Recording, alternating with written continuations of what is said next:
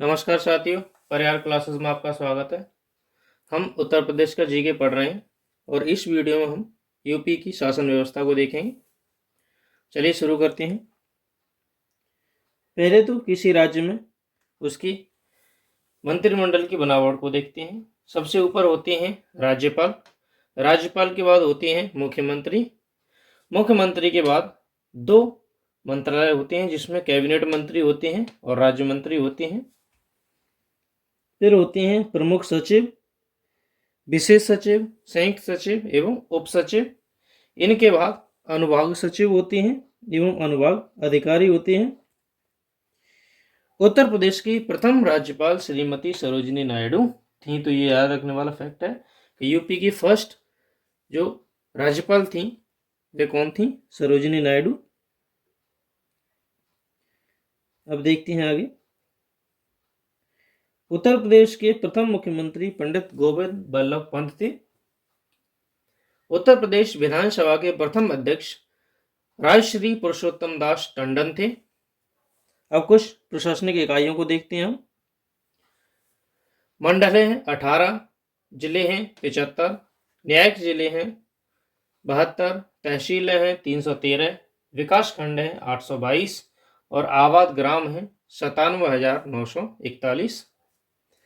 राज्य को 18 संभागों में बांटा गया है। उत्तर प्रदेश में अब तक 10 बार राष्ट्रपति शासन लग चुका है। तो ध्यान रखना, राष्ट्रपति शासन कितने बार लगा है? 10 बार। संभाग के प्रमुख को आयुक्त कहते हैं। आयुक्त के अंतर्गत कई जिलाधिकारी आते हैं। जिले का प्रमुख जिलाधिकारी होता है और जिलाधिकारी की सहायता के लिए कई अतिरिक्त जिलाधिकारी होते हैं। इसका वर्गीकरण निम्न प्रकार से किया गया है। जैसे कि आयुक्त के बाद होंगे कमिश्नर, के बाद होंगे डीएम जो कि कलेक्टर होते हैं। डीएम के बाद होते हैं एडीएम, अतिरिक्त जिला अधिकारी। एडीएम के नीचे 3 स्तर होते हैं। तहसील स्तर पर होते हैं उप जिला अधिकारी, ब्लॉक लेवल पर होते हैं खंड विकास अधिकारी और ग्राम स्तर पर होते हैं लेखपाल। उप जिला अधिकारी के नीचे होते हैं तहसीलदार और तहसीलदार के नीचे नायब तहसीलदार और नायब तहसीलदार के नीचे कानून को। उसी प्रकार बीडीओ के नीचे एडीओ होते हैं सहायक विकास अधिकारी और फिर होते हैं वीडीओ विलेज डेवलपमेंट ऑफिसर। अब हम पुलिस व्यवस्था को देखते हैं। पुलिस गृह मंत्रालय के अधीन है, तो होम मिनिस्ट्री के अंतर्गत आता है। पुलिस का सबसे बड़ा अधिकारी डायरेक्टर जनरल ऑफ पुलिस होता है, डीजीपी होता है। पुलिस का वर्गीकरण इस प्रकार किया गया है कि सबसे ऊपर होते हैं डीजीपी, डीजीपी से नीचे IG, inspector general of police, IG से नीचे डीआईजी, डीआईजी के नीचे होते हैं वरिष्ठ पुलिस अधीक्षक एसएसपी, एसएसपी के नीचे होते हैं एसपी पुलिस अधीक्षक और एसपी के नीचे होते हैं डीएसपी उप पुलिस अधीक्षक और डीएसपी के नीचे होते हैं इंस्पेक्टर यानी कि प्रभारी निरीक्षक। इंस्पेक्टर के नीचे होते हैं उप निरीक्षक, सब इंस्पेक्टर और सबसे नीचे होते हैं सिपाही यानी कि कांस्टेबल।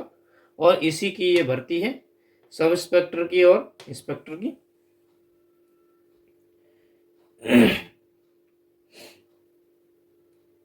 शासन व्यवस्था में उत्तर प्रदेश की शासन संसदीय शासन प्रणाली है जो कि 3 भागों में बटी हुई है, कार्यपालिका, व्यवस्थापिका और न्यायपालिका। सबसे पहले कार्यपालिका को देखते हैं। राज्याध्यक्ष राज्यपाल होता है जिसकी नियुक्ति राष्ट्रपति के द्वारा की जाती है, यानी कि राज्यपाल की नियुक्ति कौन करेंगे? राष्ट्रपति जी करेंगे। सामान्यतः राज्यपाल का कार्यकाल 5 वर्ष का होता है, किंतु वे राष्ट्रपति के प्रसाद पर्यंत ही अपने पद पर रह सकता है, यानी कि राष्ट्रपति उन्हें चाहें तो कभी भी उन्हें कदाचार लगा करके उन्हें हटा सकते हैं। राज्यपाल केंद्रीय विश्वविद्यालय के कुलपतियों को छोड़कर राज्य के सभी विश्वविद्यालयों के कुलपतियों की नियुक्ति करता है।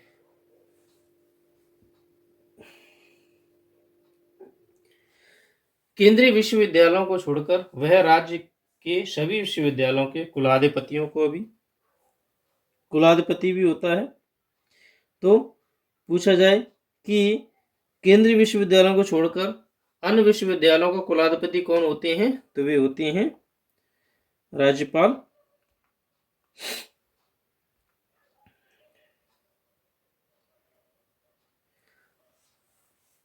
राज्य कार्यपालिका की संपूर्ण शक्ति राज्यपाल के अंतर्गत ही आती है। श्रीमती सरोजिनी नायडू उत्तर प्रदेश की प्रथम राज्यपाल थी।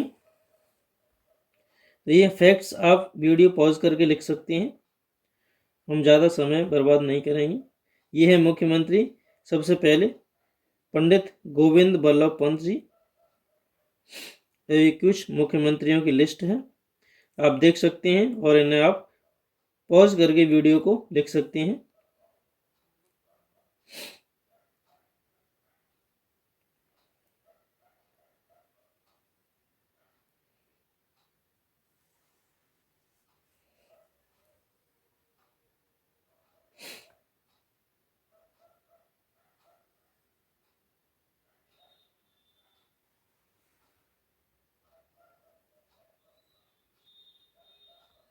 यह है विधानसभा अध्यक्ष, सबसे पहले पुरुषोत्तम दास टंडन, फिर इनकी लिस्ट दी हुई है, इस लिस्ट को भी आप पॉज करके लिख सकते हैं।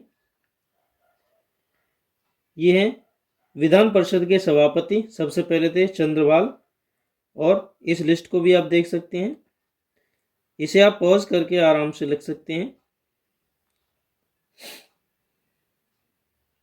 अब है उत्तर प्रदेश की व्यवस्थापिका। उत्तर प्रदेश में 2 सदस्यीय व्यवस्थापिका है, विधानसभा और विधान परिषद। विधानसभा लोकप्रिय सदन कहलाता है, इसमें 403 सदस्य निर्वाचित होते हैं और 1 सदस्य मनोनीत किए जाते हैं जो कि कोई एंग्लो इंडियन होंगे। इन्हें विधानसभा का सदस्य बनने के लिए प्रत्याशी को 25 वर्ष की आयु पूर्ण होनी चाहिए, यानी कि यदि आप विधानसभा सदस्य बनना चाहते हैं, एमएलए बनना चाहते हैं, तो आपको कम से कम 25 वर्ष की उम्र पार करनी होगी। वह भारत का नागरिक भी होंगे, किसी लाभ के पद पर काम नहीं कर रहे होंगे, यानी कि गवर्नमेंट जॉब नहीं कर रहे होंगे, वे उन सभी योग्यताओं को रखता हो जो कि संसद द्वारा निर्धारित की गई हैं। राज्यपाल विधानसभा में विधान परिषद में एंग्लो इंडियन समुदाय के एक सदस्य को मनोनीत करते हैं। तो जो एक विधानसभा में और एक राज्यसभा विधान परिषद में जो एंग्लो इंडियन होंगे एक उनकी नियुक्ति कौन करेंगे? मनोनीत करेंगे राज्यपाल। बहुमत प्राप्त दल का नेता मुख्यमंत्री होता है, यानी कि जिस भी पार्टी को ज्यादा बहुमत मिला हो उसी पार्टी का कोई न कोई व्यक्ति मुख्यमंत्री होगा। मंत्रिमंडल विधानसभा के प्रति उत्तरदायी होता है, यानी कि जो मंत्रिमंडल होगा वो किसके प्रति रेस्पॉन्सिबल होगा? विधानसभा के। विधानसभा का एक अध्यक्ष तथा उपाध्यक्ष होते हैं, यानी कि एक अध्यक्ष होगा और एक उपाध्यक्ष होगा। विधान परिषद में 100 सदस्य हैं, इसका निर्वाचन अप्रत्यक्ष रूप से होता है। 1/3 सदस्य विधानसभा से, 1/3 सदस्य स्थानीय संस्थाओं से, 1/2 सदस्य शिक्षकों से और 1/12 सदस्य स्नातक द्वारा निर्वाचित होते हैं। शेष 1/6 सदस्य राज्यपाल द्वारा विशेष क्षेत्र से उल्लेखनीय कार्य करने वाले व्यक्तियों को मनोनीत किया जाता है। तो यह फैक्ट्स याद कर लेना कि किस क्षेत्र से कितने % लिए जाते हैं सदस्य, वेरी वेरी इंपॉर्टेंट है ये कि कहाँ से लिए जाते हैं। विधान परिषद को उच्च सदन कहा जाता है और विधानसभा होगी उनको राज्य की निम्न सदन कहा जाएगा। विधान परिषद कभी भी भंग नहीं होगी। इसके सदस्यों का कार्यकाल 6 वर्ष होता है, वही राज्यसभा की तरह, जैसे कि केंद्र में राज्यसभा होती है। उत्तर प्रदेश विधान परिषद का गठन 1937 में किया गया था, ये इंपॉर्टेंट फैक्ट है, याद कर लेना। अब है न्यायपालिका। राज्य में न्याय व्यवस्था के लिए उच्च न्यायालयों तथा उच्च न्यायालयों की अधीनता में जिला न्यायालय एवं अन्य न्यायालय होते हैं। उच्च न्यायालय को देखते हैं, हाई कोर्ट। राज्य का उच्च न्यायालय इलाहाबाद में तथा इसकी खंडपीठ लखनऊ में स्थित है। इलाहाबाद उच्च न्यायालय की स्थापना 1866 में यानी 1866 में की गई थी। अब होते हैं जिला न्यायालय। प्रदेश न्यायिक जिलों में बटा हुआ है, जिनमें से प्रत्येक का नियंत्रण जिला न्यायाधीश द्वारा होता है। न्यायिक सेवा को 2 भागों में बांटा जाता है, उत्तर प्रदेश सिविल न्यायिक सेवा और Uttar Pradesh higher judicial services. ये 2 सर्विसेज हैं, इनमें से चुने जाते हैं। राजस्व परिषद, राजस्व के मामले जिलाधिकारी, अतिरिक्त जिलाधिकारी द्वारा निर्णित होते हैं। आयुक्त और अतिरिक्त आयुक्त अपीलों की सुनवाई करते हैं। राजस्व में सबसे उच्च न्यायालय राजस्व परिषद होता है।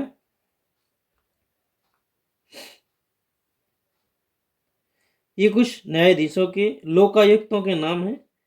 प्रथम लोकायुक्त थे न्यायमूर्ति विश्वेंबर दयाल, और फिर उनकी लिस्ट दी गई है। ये कुछ जनपदवार ग्राम पंचायत एवं विकास खंड दिए गए हैं। वर्तमान स्थिति है, कहाँ पर कितने सदस्य हैं वो आप देख लीजिएगा, वीडियो को पॉज करके आप देख सकते हैं। संपूर्ण जिले एवं वहां पर कुल कितनी सीटें हैं उनको दर्शाया गया है। आप वीडियो को पॉज करके आप लिख सकते हैं।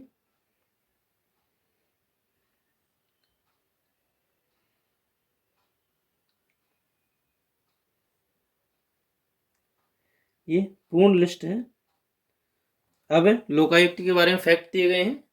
उत्तर प्रदेश में लोक आयुक्त संस्था उत्तर प्रदेश लोक आयुक्त तथा उप लोकायुक्त अधिनियम 1975 के तहत 14 सितंबर 1977 को यह व्यवस्था लागू की गई थी। तो लोकायुक्त व्यवस्था कब लागू की गई? 14 सितंबर 1977 को।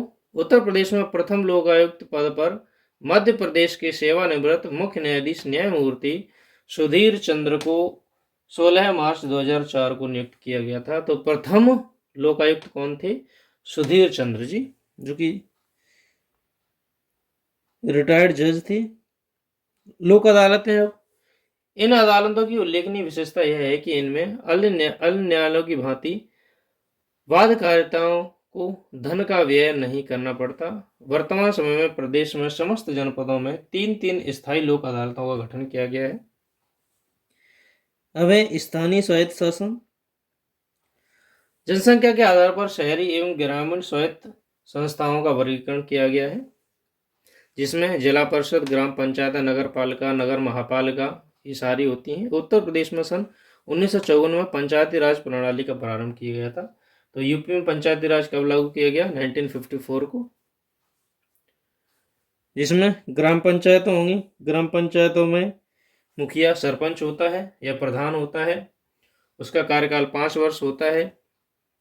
कुछ क्षेत्र पंचायत होती हैं, उनका भी जो कार्यकाल होगा वो 5 वर्ष का ही होगा, और जिला पंचायत का भी समय 5 वर्ष का ही होगा।